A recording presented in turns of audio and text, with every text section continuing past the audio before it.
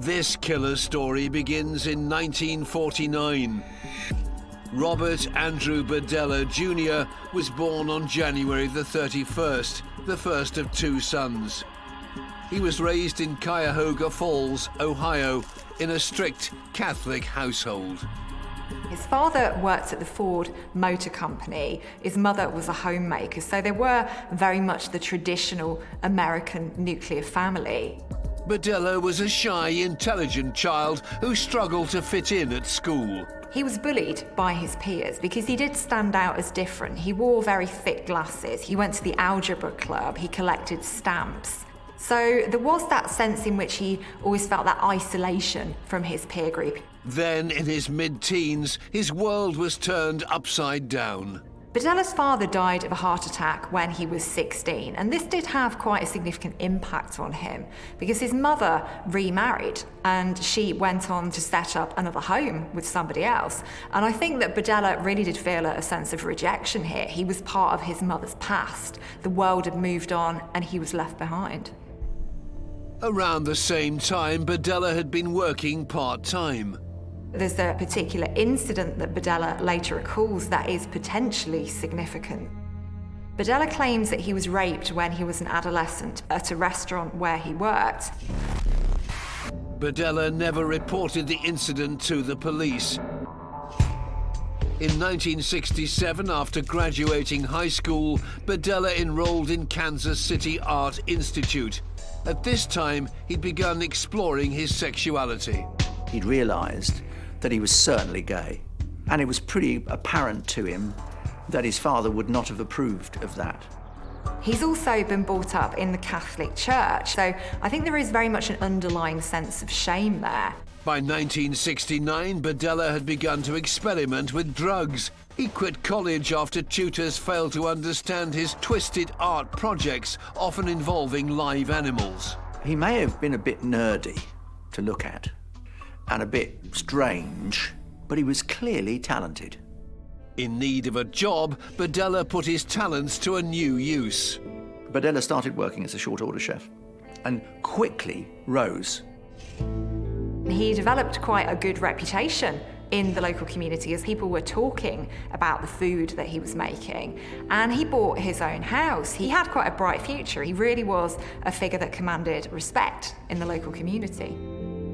By his mid to late 20s, Berdella had also developed a passion for collecting, and this hobby soon became a business in its own right. He was obviously a very good chef, but it wasn't his only talent. He also collected art and antiquities. This was a man of quite considerable taste, working at some of the best restaurants and at the same time operating a boutique called Bob's Bazaar, selling art and antiquities. The boutique became Berdella's full-time job, and he began to rent out rooms in his home to help make ends meet. Some of those lodgers were vulnerable young men who'd receive bed and board in return for carrying out jobs around the house and at his antique shop. People who'd run away from home, young gay men, couples, rather a sort of benevolent figure. Berdella had developed a sick taste for torture and murder. And after getting away with his first crime, he began to look for ever-increasing, horrific ways to get his sexual kicks. 9 months after he tortured and murdered his first victim, 19-year-old Jerry Howell, Robert Berdella took his next victim. So Robert Sheldon was somebody who had stayed with Berdella before at his house. So there was a degree of trust in this relationship, and it was trust that Berdella really did take advantage of. On April the 10th, 20-year-old drug addict Robert Sheldon appeared at Berdella's door looking for somewhere to stay after an argument with his girlfriend. Shortly after he set foot inside, Berdella put his sadistic plan into action. He keeps him for 4 days. Automatically, you know that this is going to be somebody who's in distress. He starts to escalate his cruelty with this victim. He injects drain cleaner into his eyes. He fills his ears with caulking material. There's damage to the hands from piano wire. He's hitting him with a rubber mallet. All of these things are acts of cruelty, and they would not kill you. It's subduing the victim.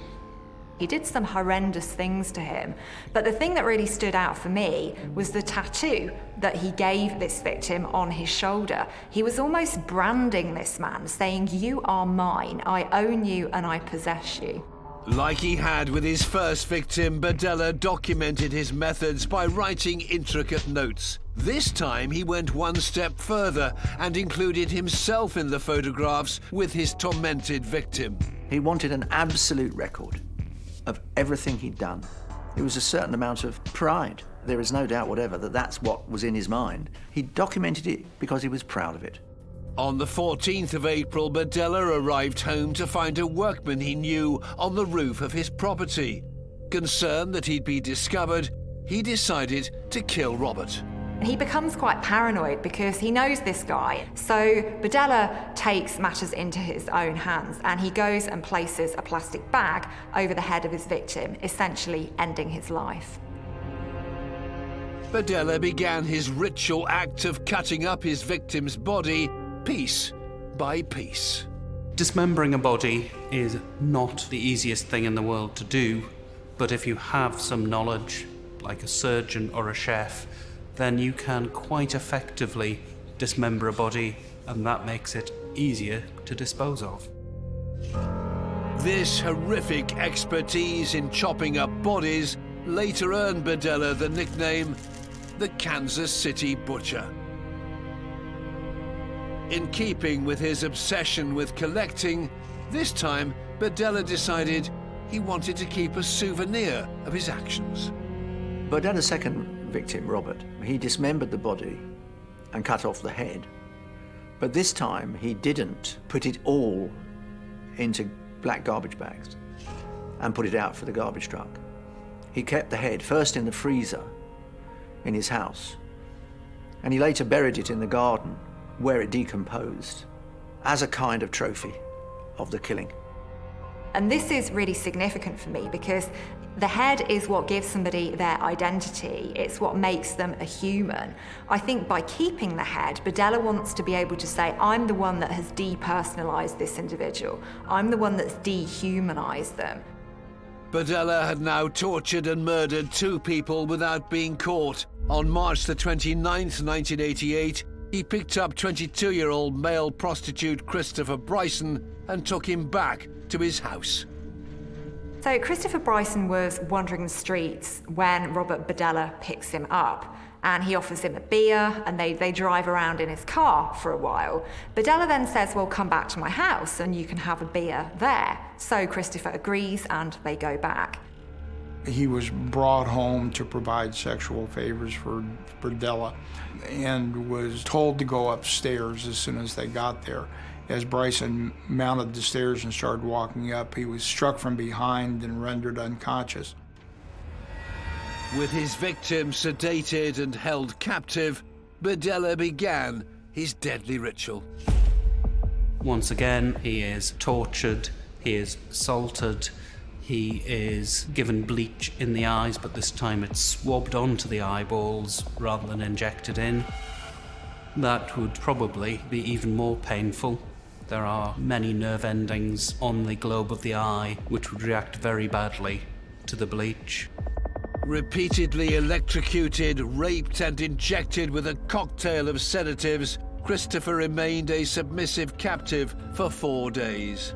But on the morning of April the 2nd, 1988, when Berdella had left for work, Christopher managed to set himself free. He finds some matches and he's able to actually burn through the robes that Berdella had restrained him with. So he flees the house wearing only a dog collar. He must have been an extraordinary sight, a naked man wearing a dog collar. He runs across the street, meets a meter reader who's going to a house. They knock on the door. The house owner is astonished, opens the door astonished, won't let Christopher into the house, but does call the police. Roy Orth was a sergeant with the Kansas City Police Department when they received the call. Chris had been severely physically abused and was asking for help. District officers got there, found this was probably going to be some kind of an unlawful restraint, abduction situation, and called the Sex Crimes Child Abuse Unit, and our detective responded. Rick Holtzclaw was the assistant prosecutor for the Sex Crimes Unit in Kansas City. Roy Orth called me and said, "We need you." And I said, "You don't need me today." And he said, "No, I'm telling you, we need you on this one." He may have told me briefly what it was, that we had someone who had escaped naked with a dog collar. It became evident that they were going to need some assistance, so I went to the home on that Saturday afternoon, and we began the investigation, getting search warrants, and that's how it began. In just over a 3-year period, Berdella had held, brutally raped, tortured and killed 6 men and got away with it. Unknown to the police, they were about to uncover the shocking crimes committed by a sadistic serial killer, Robert Berdella. Troy Cole was the lead detective in charge of the case. I first became aware of him April 2nd, 1988. I was working in the homicide unit. It was a Saturday, and was called out in regards to a sodomy. The guy alleged that he had been kidnapped and held captive for a number of days, and I was the duty sergeant, which meant that I handled the homicides, the robbery, and the sex crimes for that particular day. Christopher managed to escape and flag down a passerby. That's what brought us to the residence. The traumatized victim recounted his ordeal and gave police the name and address of his captor. When Berdella arrived home that evening, the police were waiting for him.